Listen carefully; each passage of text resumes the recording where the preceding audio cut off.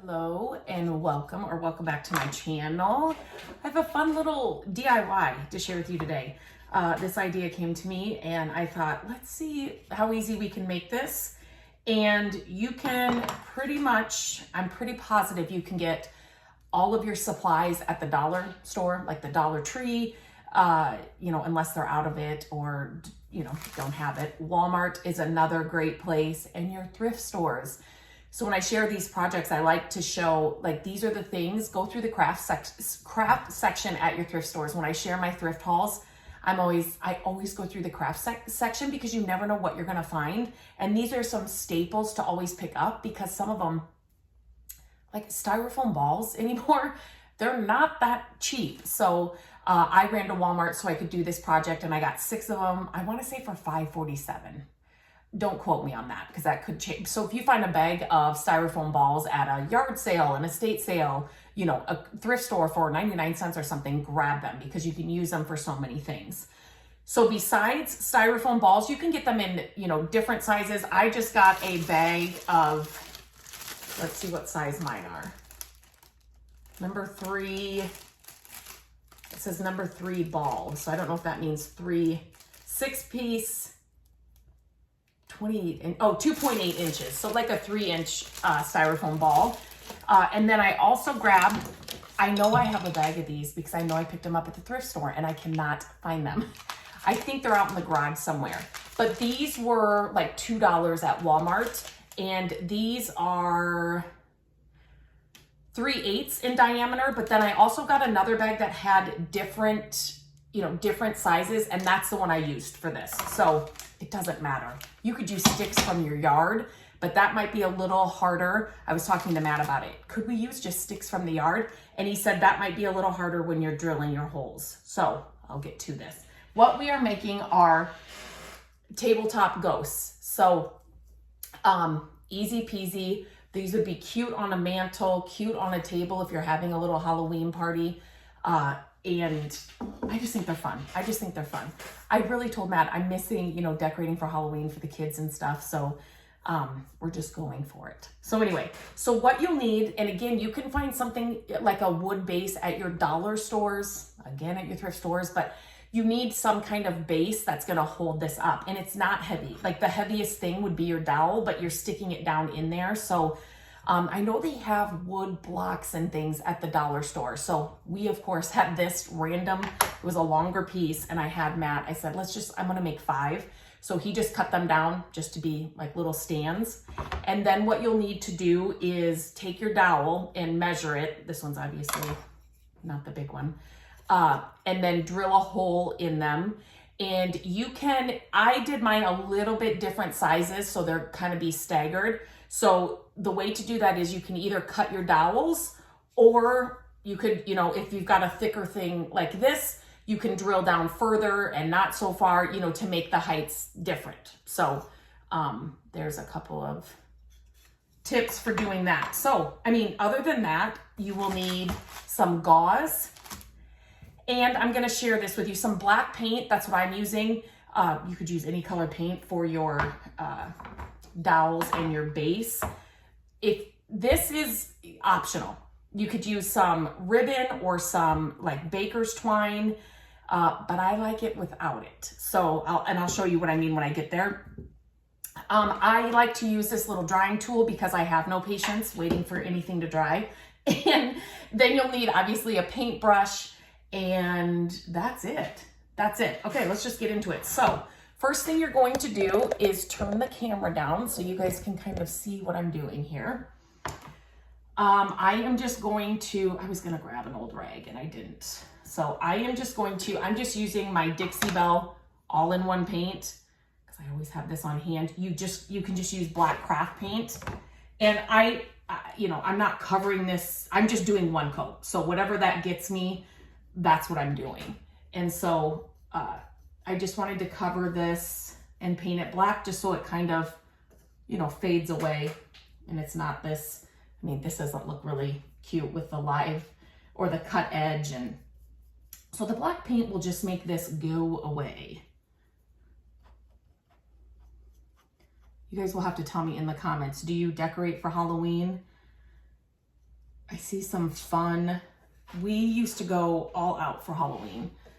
We had Halloween at our house every year. So I would make dinner for my sister's family, her kids, and, you know, her husband and her, obviously, and my mom and dad, and they would come over.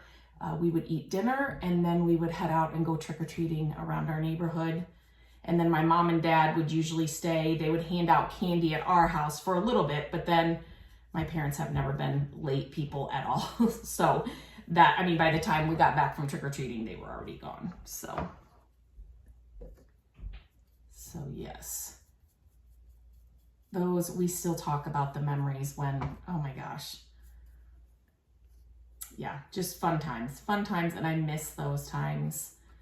I decorated and did things for every holiday. We would make little, you know, Halloween gift bags for the kids, like their classmates, and I just miss that stuff.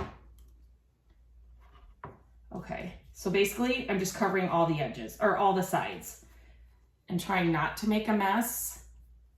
But that, of course, is not happening. I thought I had this shirt, this t-shirt. I mean, it's not a fancy t-shirt or anything, but I put it on today, and I thought I did so well the last time I used black paint. You can see there on my arm. I'm like, what is that? It's paint. So this is now for sure a paint shirt, just like most of my clothes are. So I'm just gonna scoot this off to the side, and I'm going to grab a paper towel, and then I will be right back. If you don't have one, I'm gonna leave a link to everything I'm using here in the description, but these drying tools are really, really great. So you can, it just speeds up the drying process. So that's what I was doing on these when I was getting ready for this video, but I already have some done, so I'm not gonna bore you with that. But those drying tools, if you do a lot of crafting or, you know, painting, I missed some of that side. Definitely, I think it's worth it. Just because sometimes these projects, the drying time just takes so long. So yeah. So, okay, we got that done. And you also want to paint your dowel. I mean, you don't have to, but paint your dowels as well. I think it just kind of, again, just kind of goes away then if it's painted. I mean, you could leave it wood if you wanted to. So do that as well. So I've got one done. Again, it's not perfect, but so what you can do now is get your styrofoam balls, and I will show you the one that I just showed you that's done. I wanted to try it and see if it would work. I've got another one done here. We just have these black label stickers, and so I just cut off the two ends, and I thought there's no way it's gonna stick on the styrofoam ball. It's been staying, and I don't know if the gauze is helping that, but it's staying. You could add some hot glue to the back of it if you wanted, you know, just to make it simple. These, I just use the paint. So same thing. It just depends on what you want to do. You could use black buttons. You could use whatever you want. Black, not cardboard, construction paper, scrapbook paper, whatever you have. So yeah, so make sure you do this. If you're using paint, obviously you want it to dry before you move on to the next step. So I am just going to now put this, make sure you guys can see. I'm just gonna put the little head on this dowel. I'm going to tell you, when I first came up with this idea, if you have seen past projects that I've done here on my channel, I found this big box of solid wood balls at a thrift store. And so I have those. I still have some of those. And so I was talking to Matt, and I said, can we do, I just said, will you drill some holes in the wood balls? And the styrofoam balls are obviously so much easier.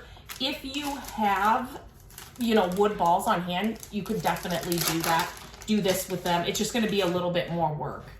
And then I was going to have to paint the wood balls white to go underneath the gauze. So it's just a little bit more work. But if that's what you had on hand, you could definitely do it. This, the kids can do it with you. It's just so much easier. So open up, or if you've got, if you've got rolls of gauze, these are the gauze pads. I think they're easier. Not easier. I think they